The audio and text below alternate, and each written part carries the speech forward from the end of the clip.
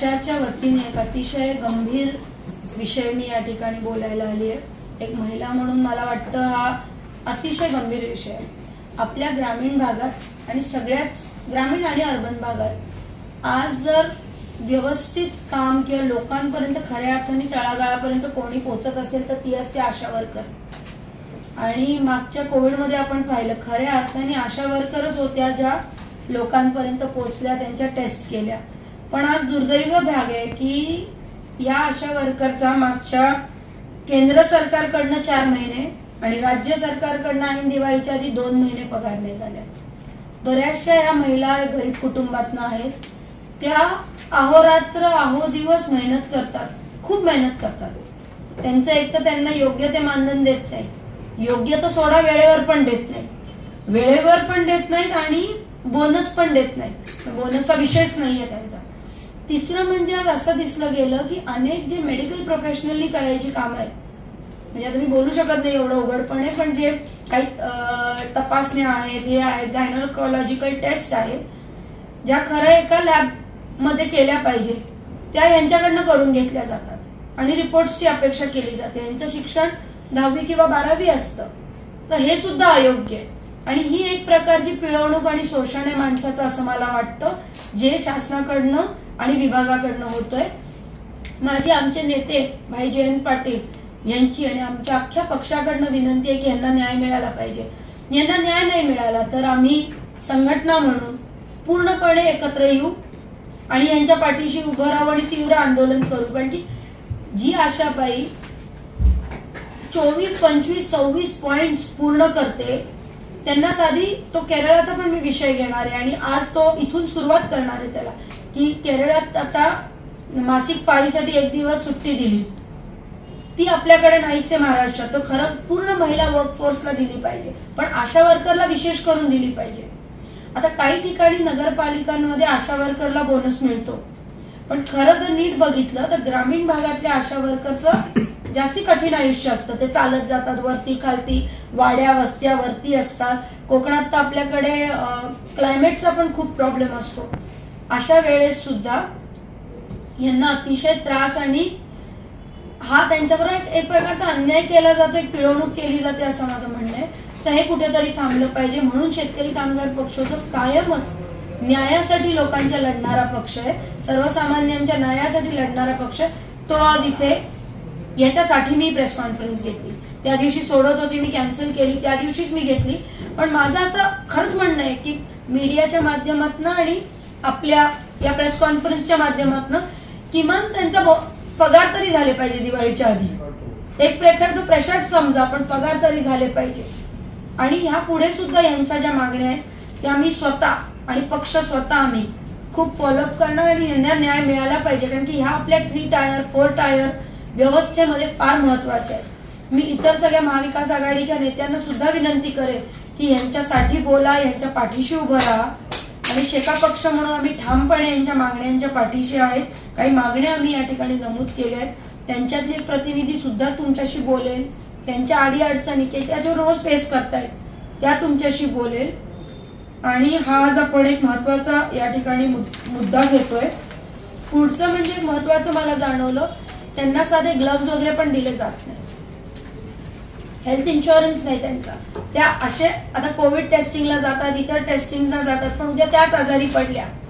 Plus bonus तर नाही, pension पण नाही, ज्या 40 वर्षाच्या वरती आहेत. असे अनेक त्यांचे मुद्दे आहेत आणि मला वाटतं ह्याच्याकडे गांभीर्याने बघितलं पाहिजे. जर नाही बघितलं तर आम्ही आज तुमची प्रेस कॉन्फरन्स घेतेय. आमचे नेते भाई जयंत पाटील हे मंत्री महोदयांना पत्र लिहित आहेत, स्टेटमध्ये केंद्रात सुद्धा आपण पत्र लिहितोय, ट्विट करतोय, सोशल मीडिया फ्लॅश करतोय मुद्दामून. कारण की यांच्यावर होणारा अन्याय हा हायलाइट झाला पाहिजे आणि त्याचा बघू काय रिझल्ट घेतो. नाही झालं तर आम्ही सगळे आमची लोक घेऊन आणि बावटा घेऊन रस्त्यावर उतरू आणि वेगळ्या प्रकारचं कडवं आंदोलन छेडू, हे या ठिकाणी त्या निमित्ताने सांगतो. काढला त्याच्यानंतर म्हणजे आम्हाला प्रत्येक गोष्टीसाठी स्ट्रगल करावं लागतं. आम्ही काम करतोय त्याचे सुद्धा आम्हाला पैसे वेळेवर मिळत नाही, मानधन मिळत नाही. तेव्हा मे महिन्याचं म्हणजे जानेवारी ते मे महिन्याचं केंद्र शासनाने आम्हाला एकत्र दिलं ते मानधन, म्हणजे जून महिन्यामध्ये. आता पुन्हा त्यांचं 4 महिन्याचं अडकले. जर केंद्र शासन आम्हाला वेळेवर मानधन देत नाही आणि राज्य सरकार सुद्धा आम्हाला पहिल्यापासूनच राज्य सरकारची दिरंगाई येते, वेळेत कधीच मानधन देत नाही, पण त्यांनी समजून घ्यायला हवं की आमच्या मूलभूत गरजा याच्यावर अवलंबून आहे. आमचं घरातला किराणा, आमच्या लाईट बिल, सगळ्याच गोष्टी आहे. आणि अशा कितीतरी अशा वर्कर्स आहे का ज्यांचे मिस्टर चांगल्या नोकरीला नाहीये, काही तर सिंगल आहे, ज्या सिंगल मदर आहे, त्यांची मुलं शाळेत शिकतात. आमचं सगळं त्याच्यावर निर्धारित आहे या मानधनावर. आमचं गणपती गेले, दसरा गेला, आता दिवाळी अगदी 2 दिवसात आली. आम्ही सर्व ठिकाणी गेलो, सीओ ऑफिसला गेलो, आमच्या जिल्ह्याच्या ज्या प्रमुख आहे ज्या पेमेंट करतात, मानधन आलेले त्यांच्याकडे, आम्हाला देत का नाही तेच कळत नाही. मग आम्ही शेवटी आम्ही ताईंकडे आलो. आज ताई आमच्यासाठी इथे उभ्या राहिल्या आहे, नंतर आमच्यासाठी कोणच उभं नाही. आम्ही एवढं म्हणजे तळागाळात आम्हाला कामाचं प्रेशर आहे, काम केलंच पाहिजे, मेसेज करता, फोन करता, नाही झालंच पाहिजे, आजच्या आज झालं पाहिजे, आज जा, आज एरियामध्येच थांबा, उन्हात फिरा, हे करा, ते तुम्ही सांगता ते आम्हाला. मग आम्हाला वेळेवर मानधन का देत नाही? काम करतोय त्याचे तर द्या आम्हाला. आम्ही दुसरं काय मागत नाही. आम्हाला इतरांसारखे, आणि जे लोक आहे आमच्याच विभागात 70-80 हजार रुपये पगार घेतात, आज त्यांना वेळेवर मिळते, मग त्यांच्यासाठी आहे. मग अशांनी काय केलं तुमचं? आम्हाला काम करून सुद्धा जर वेळेवर मिळत नाही तर आम्ही कुठे जायला पाहिजे? आझाद मैदानात आम्ही आता पण मोर्चा काढला, 30 तारखेला केला. 8 दिवसात होईल बोलले मानधन. 8 दिवसाची आज 10 तारीख, आज तारीख किती आली? 15 तारीख. 15 दिवस झाले. आता आम्ही 4 दिवसाआधीच ऑफिसला गेलो, तर सोमवार ते मंगळवार होईल, अजून होत नाहीये. आम्ही मॅडमकडे, ताईंकडे आलो. ताई बोलले मी तुमच्या पाठीशी उभी आहे. आज ताई आमच्यासाठी इथे उभ्या राहिल्या. तर ताईंचे आम्ही खूप आभार मानतो. आम्हाला मानधन मिळो नाही मिळो, पण आमच्यासाठी कोणतरी प्रयत्न करत आहे. नंतर सगळ्यांनी आमच्याकडे पाठ फिरवलेली. आम्ही करायचं तरी काय? नाही 1 मिनिट मध्ये मानधन मिळो नाही, मानधन मिळायलाच पाहिजे. हे काय मानधन मिळायलाच पाहिजे. प्रेस कॉन्फरन्स नाही घेतली, मानधन मिळायला पाहिजे, नाही तर बंद करीन सगळं. आणि ताई आमच्या पाठीशी आहे म्हणून आम्ही पण आज इथे बिंदास आलो आहोत. आणि आम्हाला खरंच म्हणजे आम्ही कोणतरी आमच्या मागे उभं आहे असा विचार करून पण आम्हाला आज आनंदच आहे. तसं आणि बघायला गेलं तर आम्हाला बोनस सुद्धा दिवाळीचा देत नाही. आज सगळ्यांना बोनस मिळतो. आम्ही एवढे कामं करून, मागणी करून बोनसची, आणि शासनाने सांगितलं मिळेल. गेल्या आता 2023ला आम्हाला सांगण्यात आलं की आशांना 5,000 दिवाळी बोनस. जिकडे तिकडे बॅनर लावले की आशांना आता 15,000 रुपये पगार मानधन झालंय, त्यांना बोनस मिळणार आहे 5,000 रुपये. सगळ्या अख्ख्या पनवेलच्या अख्ख्या हायवेला अलिबाग पर्यंत बॅनर लागले होते. मोठमोठ्या खासदारांच्या आता नाव नाही सांगत, पण त्यांच्या तर्फे त्यांनी बॅनर लावले. आणि त्याच्यानंतर आम्हाला अजूनपर्यंत काय 15,000 रुपये मानधन तर मिळालंच नाही. राज्य शासन 10,000 देतो, पण ते आम्हाला आमच्या कामावर निर्धारित आहे. काम केलं, आजारी पडलोय, गेलो नाही तर आम्हाला मानधन मिळत नाही.